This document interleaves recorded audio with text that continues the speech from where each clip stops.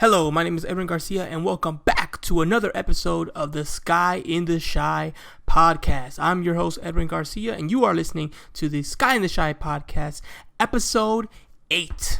We're going to talk about all the September matchups the Chicago Sky have had so far, where they are in the playoff seedings, and the final 2 games of the WNBA season. So let's get right into it. So to begin in September, the Chicago Sky played the Las Vegas Aces in Las Vegas, and they lost a 90-83 heartbreaker against the Aces. Again, the rivalry with the Aces just continues to be one that's kind of becoming a WNBA classic. It seems like ever since the Hamby Heave and in that season, the Chicago Sky versus Aces games have been compelling. They've been interesting. They've been hard-fought games that usually come down to the wire, and this one was no different. It was a back-and-forth game, especially largely thanks to the performance of Candace Parker. 30 points, 14 rebounds, 3 assists. She was an absolutely dominant figure. In that third quarter, she just decided that, you know what, we're not going to get blown out in this game. We're coming back, and I'm going to lead the charge. And she definitely did. She led all players on the Chicago Sky in points, in minutes, in rebounds. She was fantastic, and unfortunately, it was just a little too late. The Sky were able to take a small lead in the fourth quarter, and they were in it until around the 4-minute mark, and then Las Vegas kind of started to pull away just a little bit, and it was just enough to get the narrow 7-point victory. So again, this is an discouraging thing with the Sky. You want to win those kind of games. You don't want to be down by as much as they were throughout the game, which is definitely disappointing. They only had 14 points in the first quarter. That's just unacceptable, and the defense wasn't that good. Aces had 31 points in the first quarter. So to come out to such a huge lead against such a good team, you can't have that happen and hope to win the game. And I think that really was a large factor in the defeat, because it took all their energy to come back in the third quarter. And then by the fourth, just all you need is a couple mistakes and the other team can pull away, and that's exactly what happened. So there's some encouragement there, but it was definitely a disappointing loss, and you just wish the Sky could have pulled off the victory. After that, we had a rematch that very Sunday, September 5th, Vegas Aces versus the Chicago Sky. And in this game, the Sky actually did pull it off. They won the game 92-84 in one of the best victories they had all season. They got tremendous performances all around. Allie Quigley was 100% back, dropping 22 points. Diamond DeShields was amazing off the bench with 17 points. Kalia Copper, 14 points. She had an injury scare, but turned out she was okay. It was just an all-around great win. You had 4 players in double digits. It was just really an all-around tremendous win, and a convincing win as well. It really felt like the Chicago Sky were in control the entire time, and it was just one that really certified and solidified that the first game wasn't a fluke. The Sky could have won that. They were unable to pull off the victory, but here they are winning the rematch at home against the Aces, giving the Aces only their 8th loss of the season. The record for the Sky at this point was 15-14, so they secured their playoff berth, but seeding still very much something to kind of keep an eye on and hope to continue progressing as the Sky were currently in the 6th seed after this game. Then in classic Chicago Sky fashion, they lose a disappointing game 79-71 against the Washington Mystics. I say classic Chicago Sky fashion because this season has been a half glass full, half glass empty campaign. They have a game where they beat a team like the Aces, and they're going toe-to-toe with them, and then they lose a game to the 12-18 Washington Mystics. And again, just disappointment all around. You would think this would be a game that the Sky should win. They're the better team. They've been the better team than the Mystics all season. But guess what? Tina Charles is that good. She was dominant. She was amazing. 31 points, 10 rebounds. She dominated our bigs down low and was just a force they couldn't handle. Natasha Cloud also giving great guard play for the Mystics. She had 16 points and 8 assists along with her 6 rebounds in her 38 minutes, leading the team in minutes played. I mean, there's only 2 more minutes that are possible to play, so she was really out there, and she was, serving the Sky in every, offensive way possible. So again, disappointing game for the Sky. It's just one where you just think, okay, they cannot win the games they're supposed to win, and heading closer and closer to the playoffs, you start to get concerned. Can this team really pull off a series of games, to win a championship where they're at? They're going to likely have to win 2 single game eliminations, right? Then they're going to have to win a couple more rounds to win the championship. That's a lot of quality basketball for an extended period of time. The last time the Sky had that kind of run was when Candace Parker came back after her injury, when the team won 7 in a row. They're going to have to do something very similar at a higher level deep in the season, in the postseason actually, to win a championship. And right now, we'll get into it later, but this team doesn't give me any confidence that they can do that they can play, 7 games of high quality where they are more likely getting the win than not. After this game, their record was 15-15, and I feel like that's extremely appropriate because that's what they've been, a 500 team all around. We can slice it and dice it and justify certain losing streaks in certain games, but at the end of the day, you are what your record says you are. And after this game, Chicago Sky are 15-15, and that seems to be an appropriate reflection on the kind of season they've had, unfortunately. Some bright spots: Azurá Stevens, who's been starting consistently since the All-Star break. She had 18 points. That was pretty good. We had Allie Quigley with 15, which was solid. Candace Parker with 12.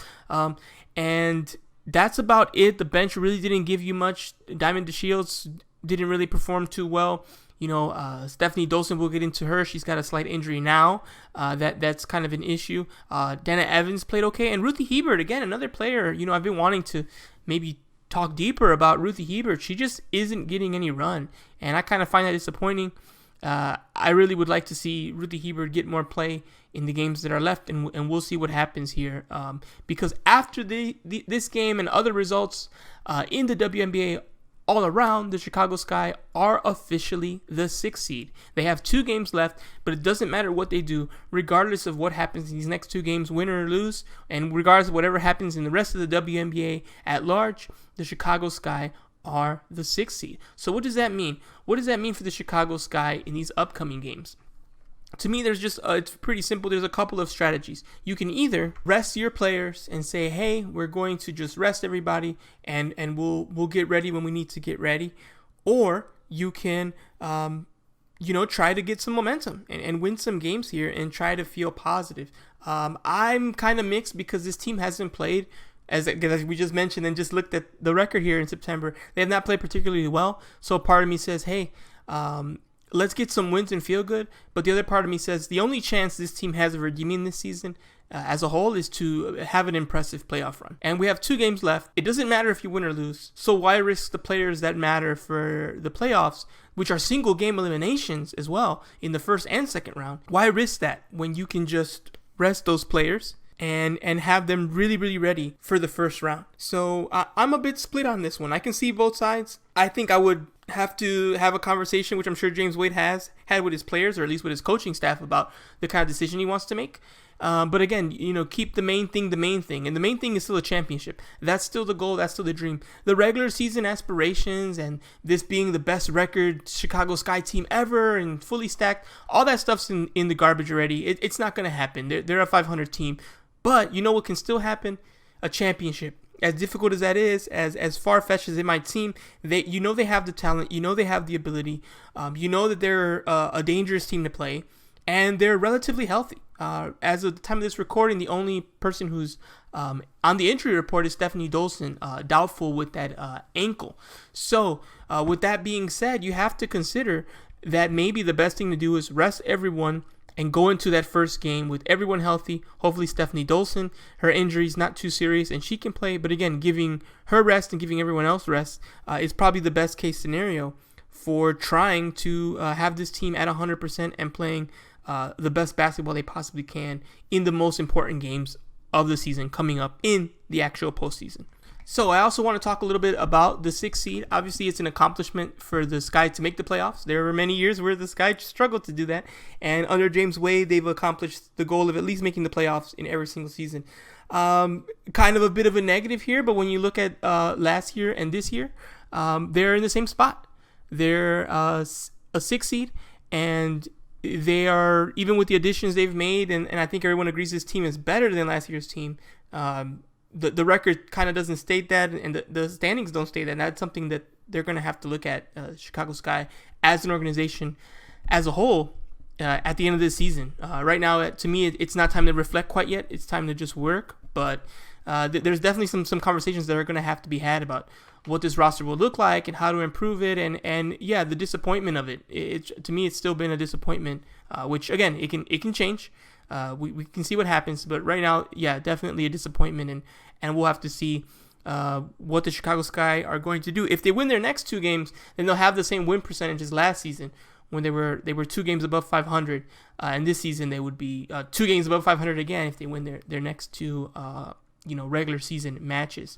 To me, this team's definitely more disappointing, especially because last year there were some injuries. There were some players who left the bubble. The team kind of was falling apart at the end, and it was due to the players unavailable, not due to the team being not of quality. And this season, it's harder to say that because the team, especially as of late, they've been pretty healthy in September, and their record still is 1-2 right now in the month, playing against the most important difficult teams in the league, like the Aces.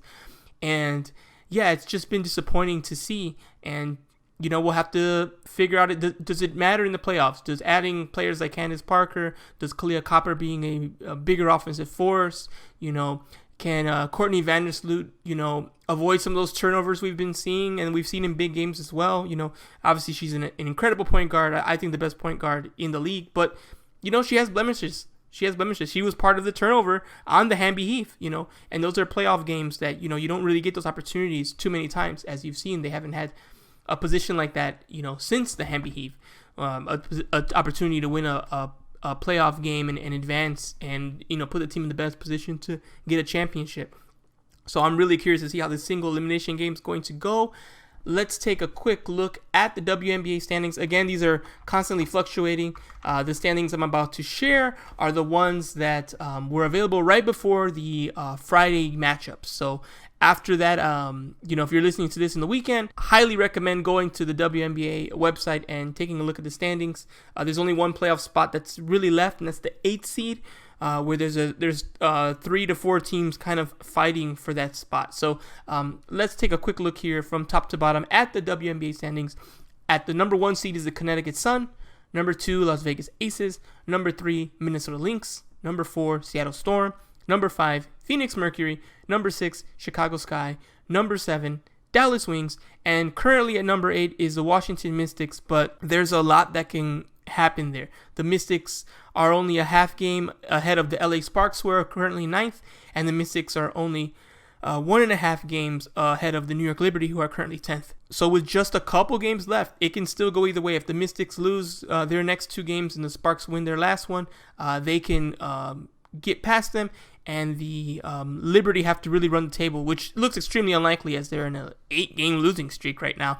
But, they're still in it. They are not mathematically eliminated, and if they win their games and things break their way, they could very well get that 8th and final spot. So it's going to be really exciting here. WNBA season has been very competitive overall. I definitely feel like the top it's a little bit top heavy. You feel like those top 2 to 3 teams are really the champion will come through there, but we've had surprises in the WNBA, so we'll see what happens. But it's nice to see the league, still having a lot to play for with the final games here, and even the Sky figuring out, are they going to rest? Are they going to try to at least finish strong? We're going to find out as soon as we see that starting lineup and see the minute distribution, at least for the first game, what kind of attitude they're going to have here in the final 2 games in the final weekend of the season. And when it comes to the playoffs, I think before we wrap up this segment and kind of talk about what's left of the regular season, because there still is 2 games, when it comes to the playoffs, to me, the Chicago Sky's best option is to kind of be the Connecticut Sun last year. They came in the first round. They were the 7th seed. Ironically, they played the Chicago Sky, and they beat the Sky. Then they were able to be victorious against the LA Sparks, and then they lost to the Aces in 5 games in the semifinals.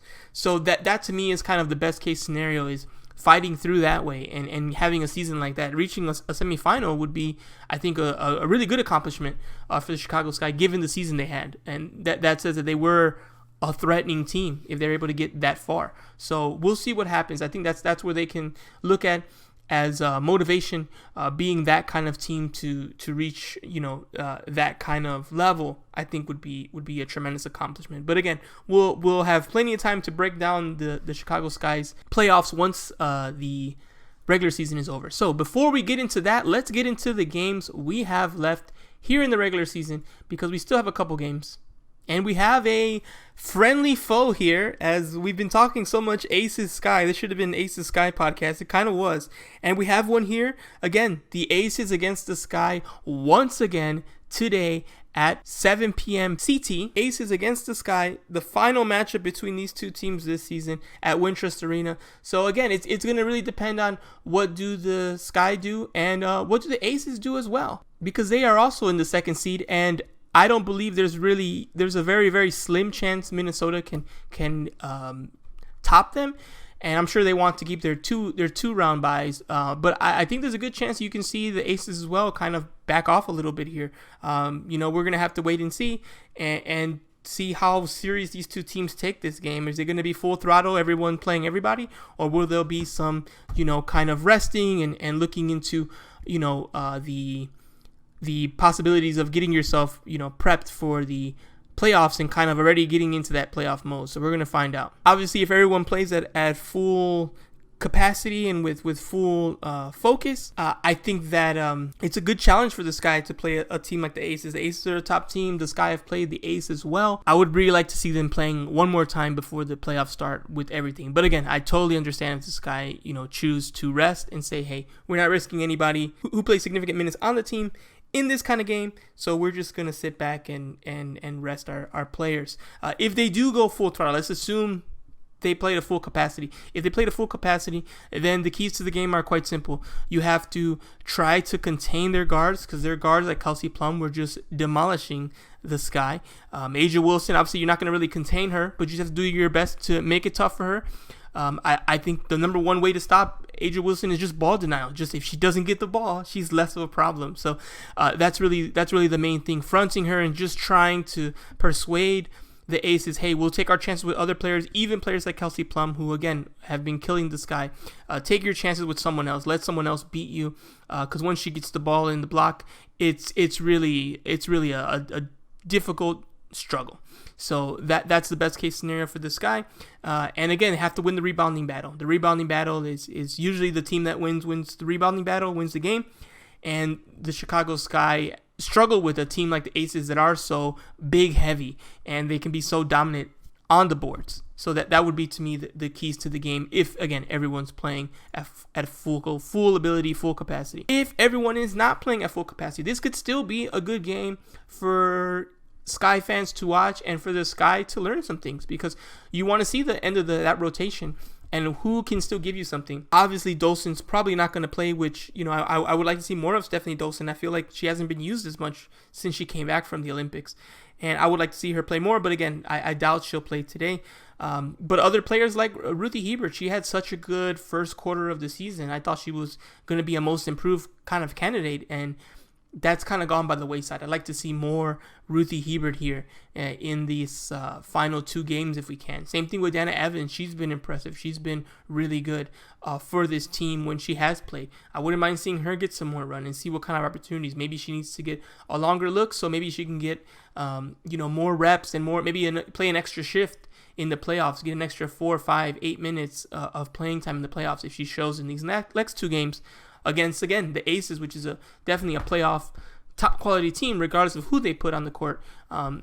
It would be good if she played well, good if she gets more minutes in the situation where the Sky aren't going to be playing the game as if it was a must-win game. So those are the kind of players I would like to see more of. And the final game of the Chicago Sky regular season is against the Indiana Fever. Now, the Indiana Fever were not one of those teams I mentioned because they are at the very bottom, 6 wins for the entire season. They're 6-24. They're already automatically eliminated.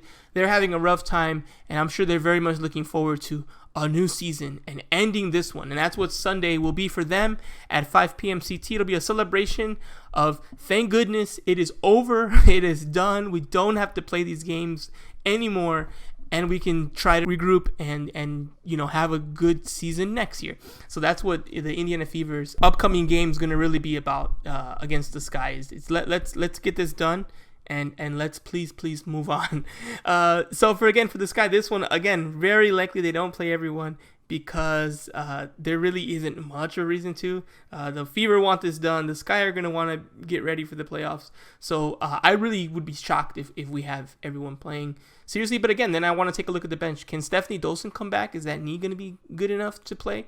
Can we get a little bit more of Stu Nadu? It's been a joy watching her play. She can stretch the floor. She's an athletic big who can shoot from distance at least a little bit, right? We've seen her hit a couple trays. We've also seen her, miss horribly. But yeah, I'd like to see her out there. She stretches the floor, I think, at least a little bit. And again, Dana Evans, Ruthie Hebert, those are the kind of players I want to see play. More so than, let's say, Lexi Brown. I think I like Lexi Brown's game, but I think I know the kind of scenarios she can play in and when she'll be useful. I don't think there's a need for too much more reps from her.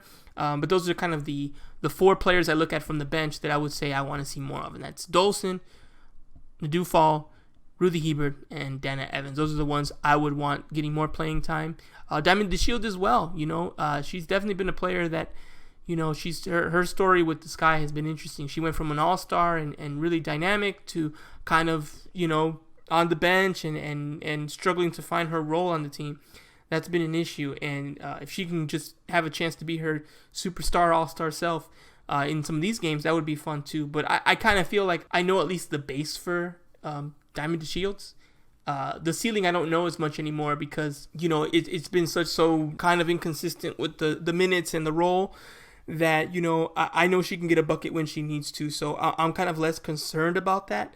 It's just more so we'll see how the games flow in the playoffs to see whether she plays a lot or a little. It's really going to depend on, how the game's going, foul trouble, rotations, things of that nature.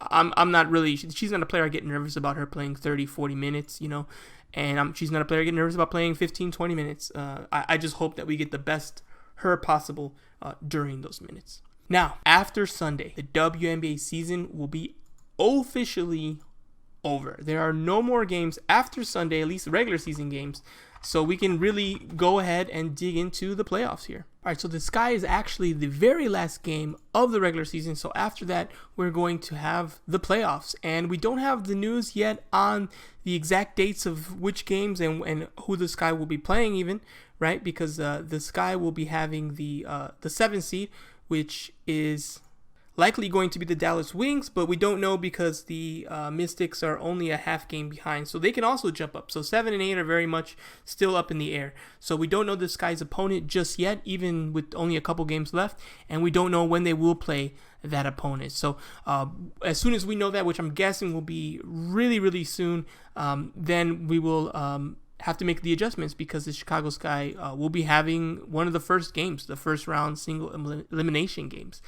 So the way I'm planning on doing coverage here is I'm going to keep my eyes and ears glued to when the playoff announcements come out, and as soon as we know when the playoff matchups are set, who the Sky will be playing and what time, I'll be sure to start organizing my coverage. One thing I'm going to do is on my YouTube channel, which is called eCreates88, which is where you can also find this podcast if you're listening there. I will be doing a video predicting the first round of the WNBA playoffs. So I'm not going to do the whole thing right now because I feel like it'll just get really wacky and I'm unlikely to hit that much. So I'm going to do the first round single elimination, and I'm going to make a video for each round, kind of predicting who's going to win, real quick hits of all the teams. So if you want my thoughts and opinions on the WNBA at large, that's a good video. It'll be nice and short and kind of give quick predictions on what's going to happen in the single elimination round.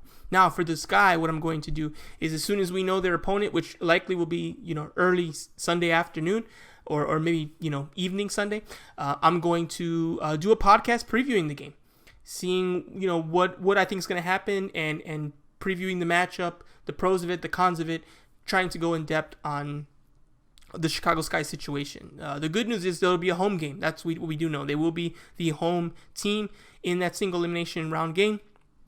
And hopefully, I'm sure Wintrust Arena is going to be rocking and we're going to see who the opponent is. So I'm going to do a preview of that game and then we'll see. It'll depend. Can the Sky make it to the second round? That's going to be the big question. We know they're going to be in that first round matchup. Second round, obviously, you have to win your game to advance.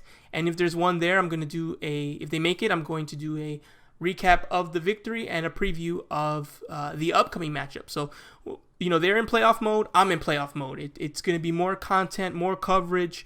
More people are watching. More people are curious now that we're getting into the playoffs. And I'm ready to bring that coverage here and do the best I can to, spread awareness of the game, talk about the game, and cover the team. So I'm really excited about that. Hopefully this is not the end of our coverage. Hopefully, I'm hoping we have another month of games, 3 weeks or so of games here heading into October. But, that's going to be up to people that are not me, because that's up to the players to win the games so we can keep talking about them and keep covering them. But that's my intent. I'm going to make sure that I'm doing podcasts before and after these single elimination games, and then obviously we'll see if they make the semifinals and how that's going to go. So I'm really excited. Hopefully you're excited. This is what basketball is all about. It's reaching the highest levels of competition and watching basketball play at the highest level, and that's what we're about to get into with the playoffs. We're about to see the WNBA played at the highest level possible with the best teams available playing in the most important games that matter. So that's got to get you pumped up. That's got to get you excited. I'm excited. I'm ready to slap the floor and rotate on defense, So let's root on the team and see how they do. So I'm looking forward to that. So again, the next time you'll hear from me is likely Sunday night / out Monday morning. The podcast will be up previewing the first round matchup the Chicago Sky will have. We'll preview that and then take things from there in terms of coverage. So thank you so much for listening to the show. If you're listening on any podcast streaming platform, make sure you're subscribing it or liking it or following it on Spotify, whatever you need to do to make sure you are getting updates. We are now on episode 8, so we're slow and steady getting there, but consistency is key, and every month I've been able to drop 2 episodes a month, and that's been a joy. So again, I'm not ready to kind of give this is the end of the first year conversation yet. We definitely have at least one more, and I'm optimistic that we'll have a few more playoff podcasts coming up. So we'll see how that goes, but make sure you're following on all streaming services that you use. Make sure you're subscribed to the YouTube channel, because you're going to see more coverage on the YouTube channel as well. I'm going to be showing I'm going to be doing my playoff predictions there. I have all the podcast episodes uploaded there, so they're always there for you to listen. And there'll be more content as we go along there on the YouTube channel, which is growing quite nicely. So again, thank you for listening, and I'll talk to all of you on Monday / Sunday night, depending on when we get that information and how quickly I can get out a podcast on it. The best way to support is by just following me simply on Twitter. My name on Twitter is @SkyInTheShy, and following my Patreon, which is eCreates88, where I talk about all my basketball coverage, because I do other coverage besides the Chicago Sky. I do work with Swish Appeal, talking about the WNBA as a whole, and I do work covering the Lakers, covering men's basketball in the NBA as well. So ways to support me if you like the work that I'm doing, if you like how I'm spreading the game, if you like the content that I'm creating, that really, really helps. My fiance asked me today, hey, how's the Patreon going? And I'm like, it's cool, but it's small, and honestly, I'd like it to grow more, and it growing more means I have more finances, means I have more money to be able to invest in this podcast and the videos and the writing that I do, and I'm able to justify it to my family. Hey, why are you spending 20 hours doing watching these games and writing these articles and making these videos and doing these podcasts and editing this and doing that? And I can say, hey, it's part of me building my career. People are supporting it. I can't stop because these people are asking me, and they're also contributing. So that's the best thing you can do. Again, I have tiers, $1, $5, $10, $25 tiers. Even the $1 tier, it means the world to me. You'll make my day, I promise you. Every time I get the little ding on my Apple Watch, the few times it's happened, I've been so thrilled, so happy. And again, if you don't have money, I get it. I've been in those situations where, I can't give you the dollar. It's not going to happen. Totally cool. Just follow me on Twitter. That doesn't cost you anything. Like this video. That doesn't cost you anything. And that also still brings a smile to my face. So with all that being said, let's wrap it up. Let's watch the Chicago Sky play the Aces. And then on Sunday, let's watch the Chicago Sky play the Fever. And then we'll find out who they play in the WNBA playoffs single elimination round. And then we'll do a pod on that. Until then, have a great day. Go Sky.